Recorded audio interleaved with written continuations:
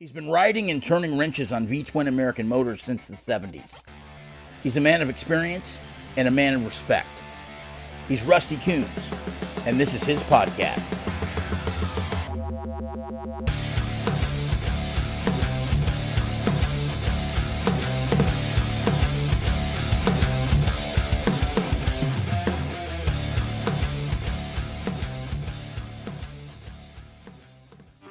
In this episode, Rusty's guest is a member of the Sturgis Museum's Hall of Fame, a renowned custom builder, and participant in the 2023 Cannonball Run, Micah McCloskey.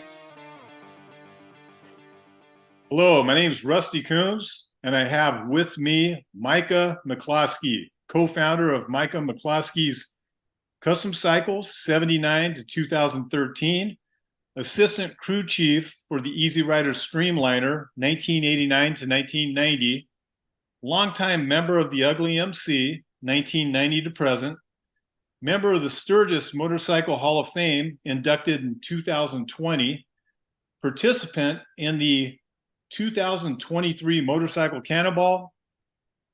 I mean, that's a long list there. How you doing, Mike? I'm good, Rusty. How you doing? Good, man. Thanks for being here, man. I've been wanting to get with you for a while. You know, well, thanks for having me. Yeah, man, you got a lot of history in the business. I think I first met you up in the Valley probably around 94, maybe. And, sounds about right. Yeah, I think so. And I mean, you're all over the place, man. So I'm honored to have you here. And I want to talk about a lot of the things you've done and are doing now. But first of all, I'd like to go back to where you first started with motorcycles. Well, I got my first big bike in 1969. I got a little custom 1936 Indian Sport Scout. What'd you do with that? Well, the motor blew up. And so when I pulled the motor out to have it rebuilt, I polished everything. I extended the girder 12 inches, got a new peanut tank, had a flame paint job put on it, Von Dutch pinstriping. And then I ended up selling it because it was a 45 and I wanted to do more freeway riding and get a heavier bike. So I got an Indian Chief with that money at the end of 1969. The Indian Chief, was that the 74 or the 80? I got the 74 incher. Okay. Rigid frame with a 6-over girder on it. Right. Man, I remember having a couple flatheads back in the day. And, you know, I mean, like, it was everything you could do to keep cruising at around 60, you know, on those things. But that was a different day, you know? Yeah, it was.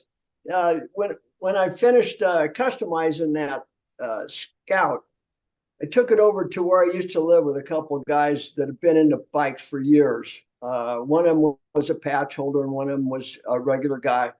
I used to live with him. And he was a member of a motorcycle club, Misfits, way back when. And I took it over there to show him the bike, and there was 3 or 4 of the guys there from the club, and they said, you know, that's a nice bike, kid, but until you build your own from scratch, it ain't really yours. And I remembered that. Yeah. So even though I sold that bike and bought another one, I started collecting parts immediately. And I finished that one in 72, and I've still got that Chief. People familiar with me and my motorcycle history have seen that in probably about 5 or 6 different magazines over the years. You still have that bike right now? Yes, I do. Man, you're a smart guy. I'm an idiot. I get stuff and I just roll it and I don't have it anymore. And there's so many cool bikes and cars I wish I still had. You know, that was a cool thing, keeping that. How many of your old bikes do you got? A few? No, I own 4 bikes, but that's the only one that I have from way back when. It was a special bike for me. It's the industry and the life that I live, and it represents me at a young age, and I just had to hang on to it. So it looks like you were messing around with bikes from the 60s all the way till you started the shop in 79. Yeah, I knew Rusty, that I was home with bikes. They're not going anywhere with me. So I immediately got a job in a motorcycle shop.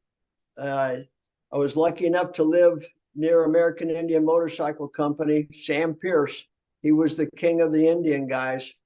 And I met a lot of racers through him. He had Indian days. And I met people like Ed Kretz Sr., Max Bubeck, Red Fenwick. God, I forget half of them. But there was a lot of them. And I was too young to know who they were. And then as I got older, I found out who they were. Another one was Rolly Free. That's the guy that went down the Salt Flats in a bathing suit. Rolly used to start in Indian days. That guy was cool, man. Yeah.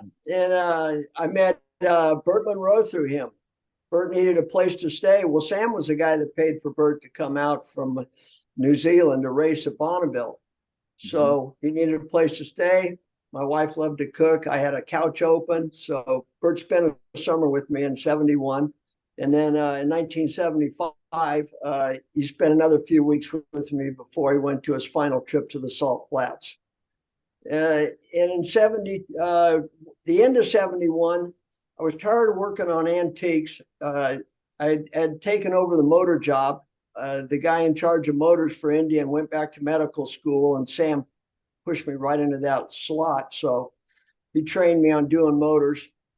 But I wanted to start working on hot rods. My buddies were all riding hot rod Harleys, so I went to work at a Harley shop. And I started with just line work.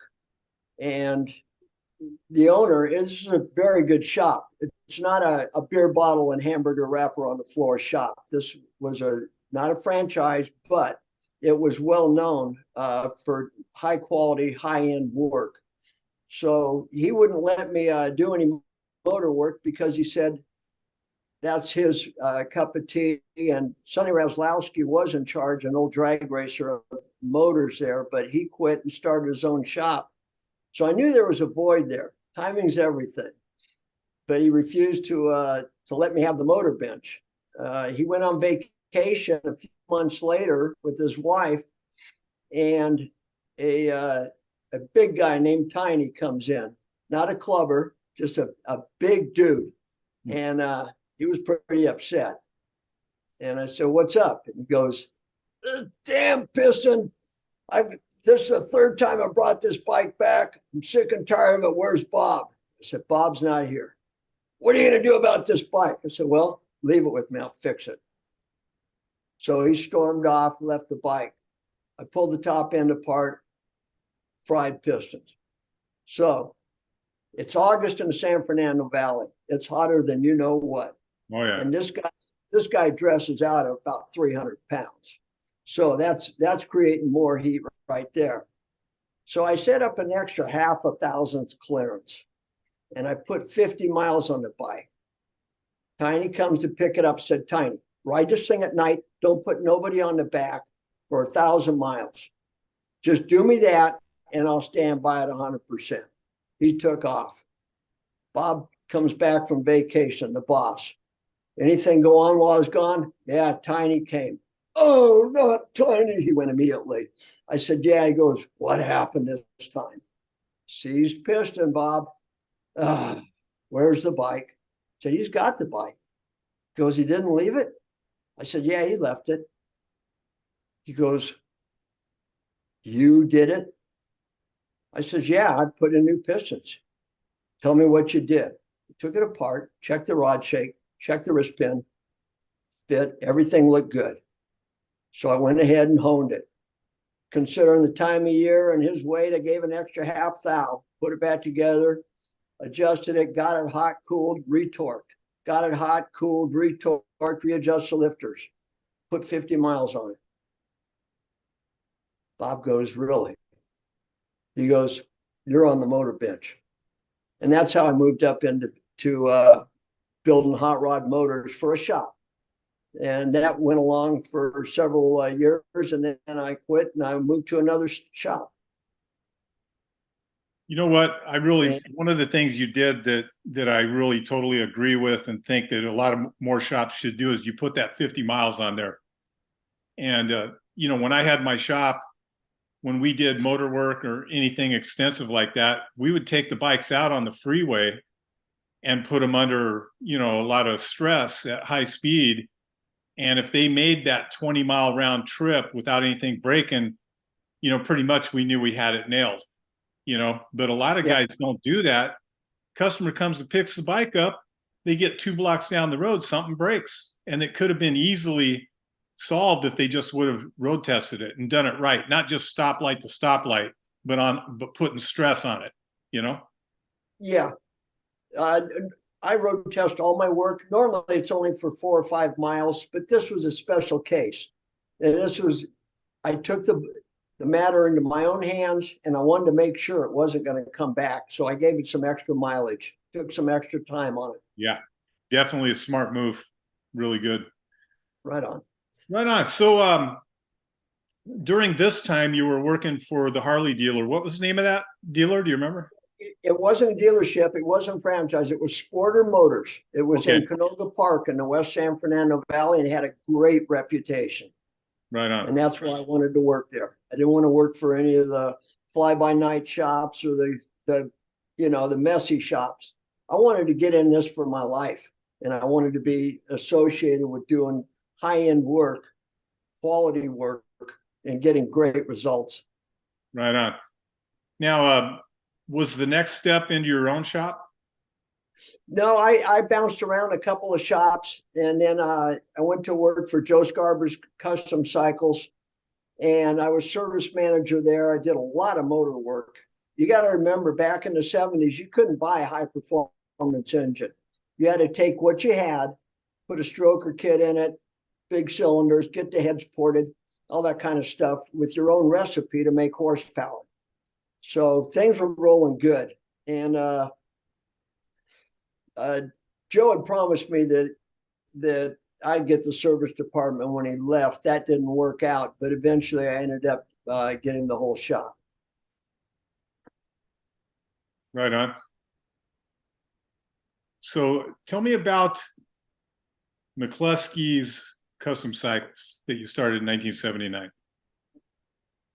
Well, the shop had been sold to a precarious individual who knew nothing about motorcycles.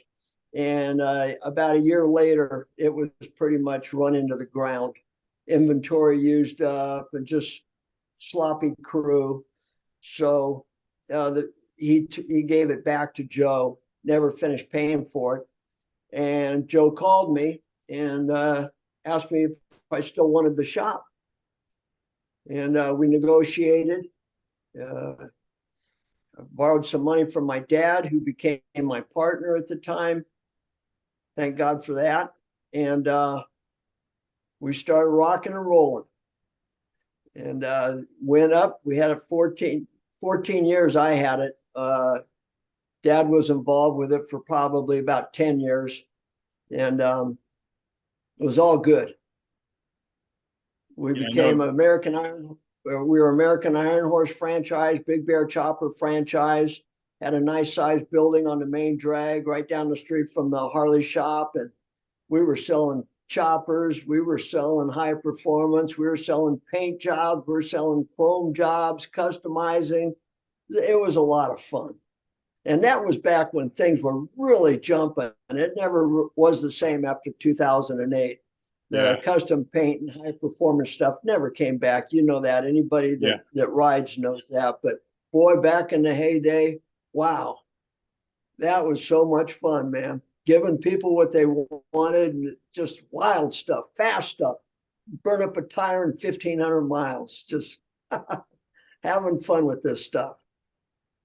During that time, you started working as the assistant crew chief for Easy Rider Streamliner, huh? From 89 to 90? Yeah. Keith Ruxton, who was in charge of the project, had been coming into the shop with various components, getting me to hone cylinders. No fins on these cylinders. I thought it was a drag bike, but it turns out they were Streamliner cylinders with water jackets that went in place to cool them. And I got wind of what was going on, And so I approached him and more or less told him, you just can't do this without my help. And he went ahead and gave me a job, and it worked out pretty darn good. I went up there to the Easy Rider Ranch every night after work for about 3 or 4 months. Joe Teresi had bought the Streamliner from Jammer, who had got it from the original designer and builder, which was Bob George. But as Jammer had it, it was going slower and slower. They just weren't having any luck with it. So with Ruxin at the helm and Joe owning it, it had the money and the brain power and experience to get this thing going in the right direction. And we ended up with 2 shovel head motors in this thing, which is what the original design called for. We had to stay under 3,000 cc's total displacement, or FIM would not, Federation International Motorcycle would not recognize a record. And we were out for the land speed record. And the first year we went up to 289 miles an hour, officially the fastest Harley in the world. And we learned a lot in that year. We went back and we did 322.150 average two-way speed to set an official any motorcycle class fastest motorcycle in the world record. So that was a lot of fun. Yeah. Keith had put 2 motors together and I put 2 motors together. Keith's were in there to begin with, but we melted them down, getting the fuel right, the fuel ratio, fuel richness. It was a Hillborn injection system and the timing correct. But they held long enough for us to get it dialed in. We bolted my motors in and they held, and we set the land speed record with them. I'm pretty proud of that. Beautiful, man. Beautiful. Right on. So let's move on to your career with the Ugly MC. Tell me about that and how it came about. Well, I grew up here in the San Fernando Valley, and I went to grade school with a lot of guys, and half or a third of them ended up with motorcycles. I guess it was just the type of people I hung with, you know. And I had been approached to join the club, and I pretty much told them, nah. Well, they kept approaching me and they wanted me. And so I decided to go to a concert out in not Long Beach. It was Orange County somewhere. But it was Bonnie Raitt and Jackson Browne concert. And so I rode out there with the guys, and they rode like I ride, fast, splitting traffic, not sitting in line, not acting lame, but, you know, just like riders. And I liked that. And I met the president down there, and I decided I wanted to be part of this club. It's a t-shirt club. We don't claim no territory. We don't have no enemies. And it's just a have fun motorcycle club. Yeah. Right on, man. You've been doing that a long time, huh? Like 1990 to present, huh? Uh-huh. Yep, right a lot on, of fun. We got chapters all across the country, and we got one in Europe. So it's all good. Right on, man. All right, let's move on to Sturgis. So in 2020, you were inducted in the Sturgis Motorcycle Museum Hall of Fame. Yes. Tell me about that. How'd that come about?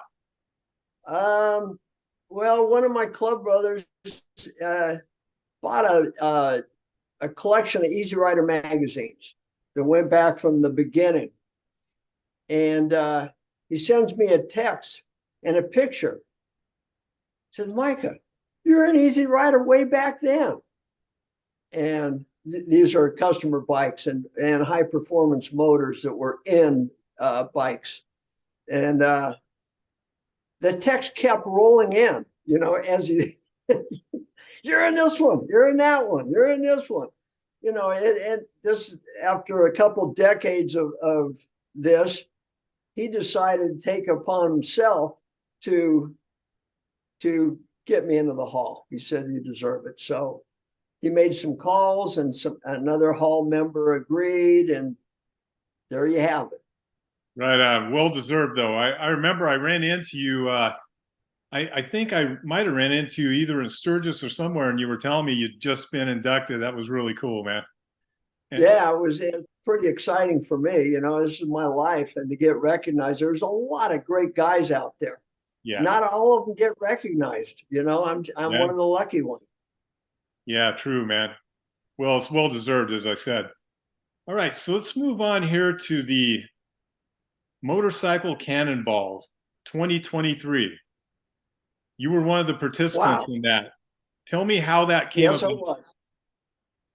Well, I work for a collector, Mark Lease, great guy. He's probably got 40 or 45 antique motorcycles. Harleys and Indians are most of the collection. And we were coming back from the Race of Gentlemen in Jersey, driving back in a truck. He races a 1929 Indian Scout on that for Trog. It's 8th Mile sand drags, antiques only, cars and bikes. And he said, Micah, how would you like to take one of my bikes on the Cannonball? And I immediately said yes, before he could change his mind. I never had an opportunity before. And I've done a lot of California 1000s. I've done the Three Flag Classic a couple times. And I ride a lot, Rusty. I put 100,000 on these road glides, and then I flip them. I'm on my 4th one.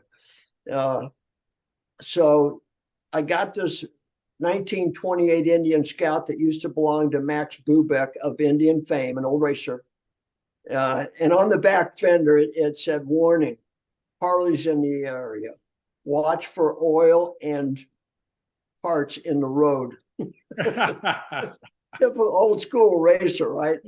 So yeah. I took the bike apart. I redid the wheels, wheel bearings, brakes, motor, clutch.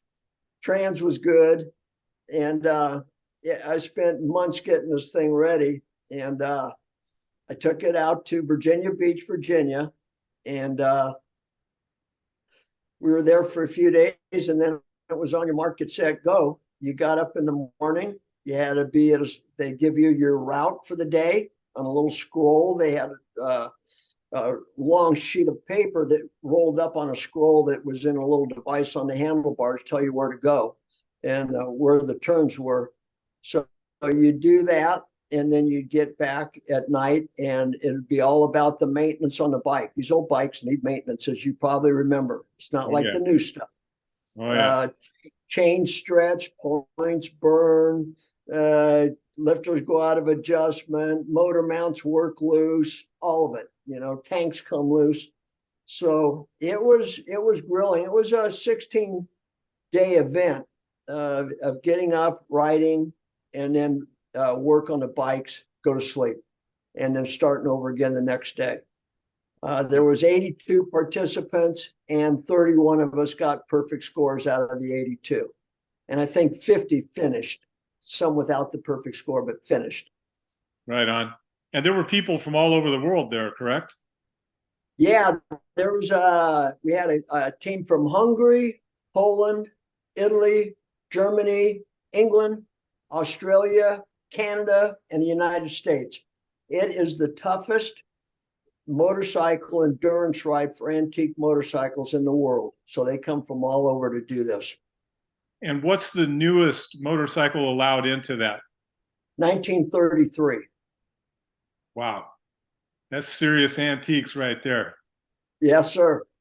So every team had like a truck, a follow truck with parts and all that, or? Oh, some of them had trailers with small machine shops on them, and extra top ends and transmissions, or a donor bike with them. These guys that came from overseas, they were ready. They brought a crew. There's 4 or 5 guys on each crew. And they've been doing this for how many years? I believe Jason Sims started the Cannonball, I think, in 2010. So 13, this is like 13th year then. Excuse me. He took it over from the guy that started it in 2010. Okay.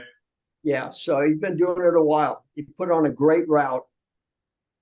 So the people that are really organized, they've done this a few times and they've learned the hard lessons and they come well prepared now, huh? Yes. How'd you do with yours? I did great. It was the first time out, and I had a buddy of mine, Tim Graber. He's got a great truck with a little camper on it. We slid the bike in the back. Me and him headed for Virginia. He lives in Southern California, and it was just me and him. I did all the maintenance, and then he ended up learning how to do oil changes and adjusting the chain and that kind of stuff. By the time we were done, I was having him do that. I was getting a little frazzled, so it was all good. We ended up coming in 12th place overall and third in my class with a perfect score. So if I would have had an older bike, I could have been in contention. The older the bike, the more points you get. Right But on. I didn't lose any points. So I was always on time where I was supposed to be and never saw the truck. They had a trailer with a truck sweeping the course for breakdowns, and they'd pick you up. Well, once you're on that truck, you'd lose 1 point for every mile you were on it. And once you start losing points, you're out of the running. So when you left for this, tell me what kind of spare parts did you bring with you?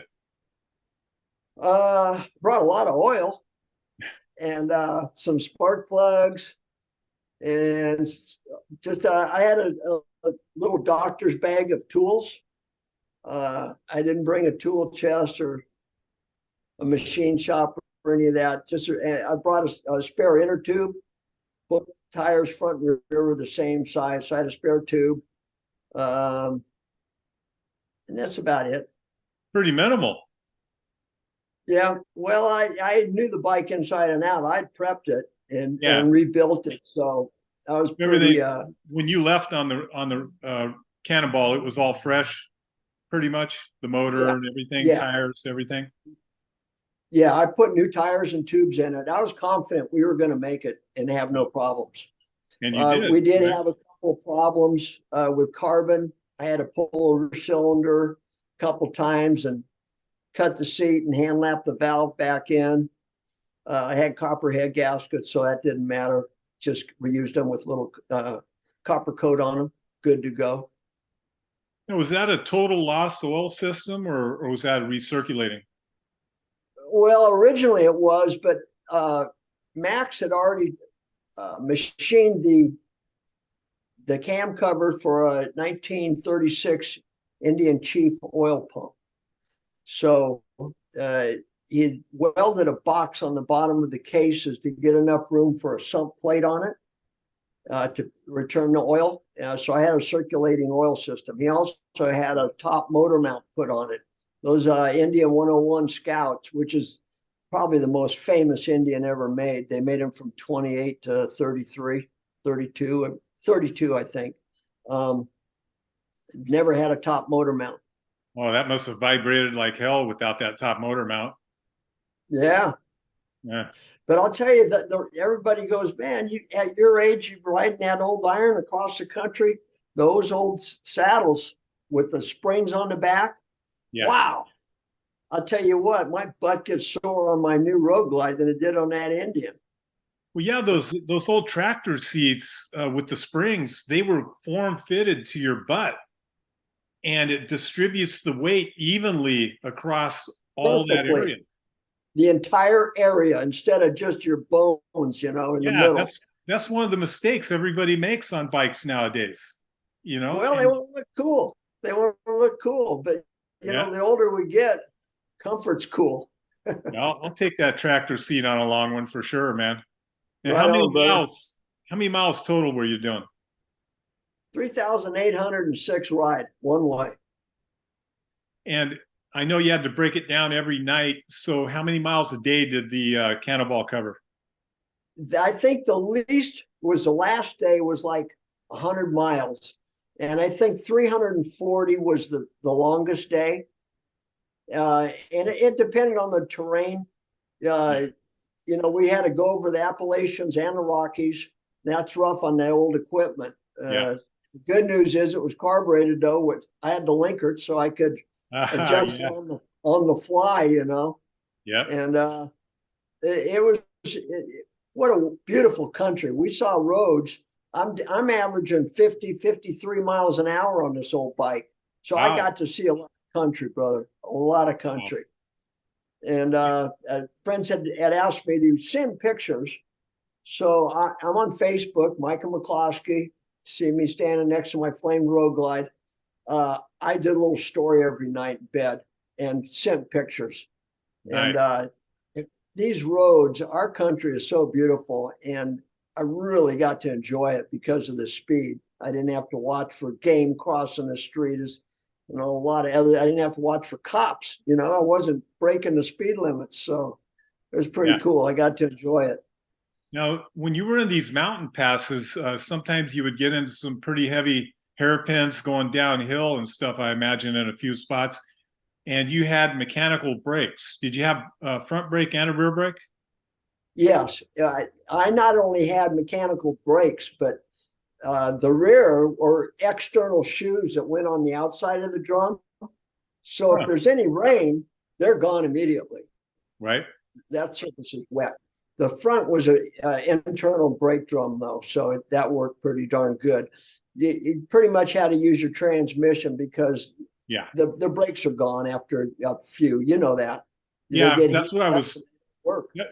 That's one of the things I was concerned about. I bet you going on those hills downhill, those brakes heat up real quick, and they don't even work anyway. You know, once you hit. Yeah. Yeah. You had to keep using the gears. You give it all you got, and you know you've taken all the flex out of the brake rods, and they're just everything's tight, but it don't care. It just keeps going, you know. Yeah. So you got to stay in those lower gears going down those steep inclines. Yeah. Yeah, and use your foot clutch pedal as your brake. You know, you just keep it clutch in, and when you get up too much speed, you start to let it out, and the motor will slow you down. Yeah. Right on, man. Sounds like a heck of a deal, man.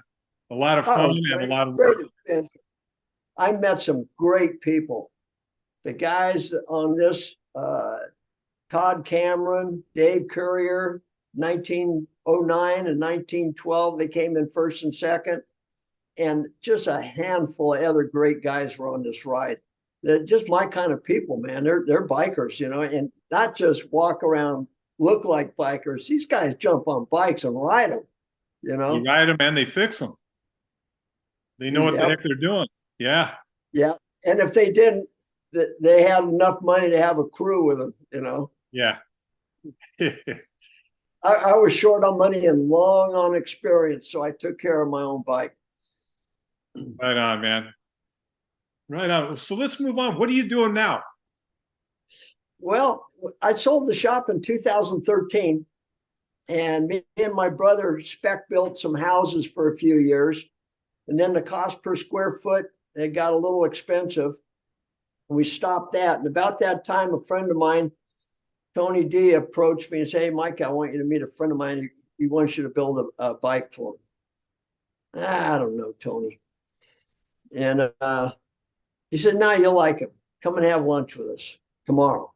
So I met with him. And he told me what he wanted, and I agreed to it. So I went home and said, "Well, looks like I'm back in the bike business. I'm going to set up my shop in my garage."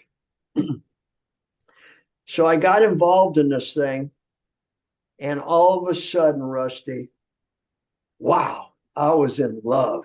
I didn't have no landlords. I didn't have employees. I didn't have customers that wanted everything right now for nothing. I had peace. I had my dog there. I could walk in the house and get a sandwich. And I love working on bikes. And it just struck me. And so I ended up building 2 bikes for this guy from the ground up. And I've built a couple more since then. I've got one in the background here I'm about to finish. I got a 41 knucklehead over there. I got to swap frames in and front ends and stuff and get a paint job. I'm rebuilding motors I'm up in Auburn, California now. Got out of SoCal, and I'm a lucky guy. I love what I do, and I can do it at my own pace. Right on, man. I feel you, man. Peace is just there. I mean, that's what we live for. You know what I mean? It's like I've been in that rat trap for a long time, and with all the employees in the shop and the overhead, and bills out the ass, and the way you're doing it, that's the way to do it. Yeah, Rusty, a lot of us as we get older, we go, I'm too old to be doing this crap. Yeah. But you know what it is? It's not what we're doing that's getting us. It's what comes with it that gets us. Yeah. All the paperwork, the garbage, the permits, the taxes, the licenses, all of that it's a drag. So it's not really we're too old to be doing what we're doing. It's all the other stuff that comes with what we love doing. And once you get rid of that, it's free flowing love, brother. Right on, man. Micah, man, it's been great having you here, man. Again, I'm glad that we finally got to do this. Anything else you want to add before we sign off? No, just that chase your dreams, and it's always good talking with you, brother. You're an old friend, and I can talk easily with you. I enjoy it. Thanks for having me, man. Good luck to everybody out there. All right, brother. I'll talk to you soon. Right on, brother. Bye. For sponsorships, product reviews, to book Rusty for an appearance, or to recommend a guest for the podcast, you can email Rusty directly at rustycoons@gmail.com. Production support and editing provided by Joel Rotz of Leathletic Studios. Thanks for watching, and as always, ride hard and ride safe.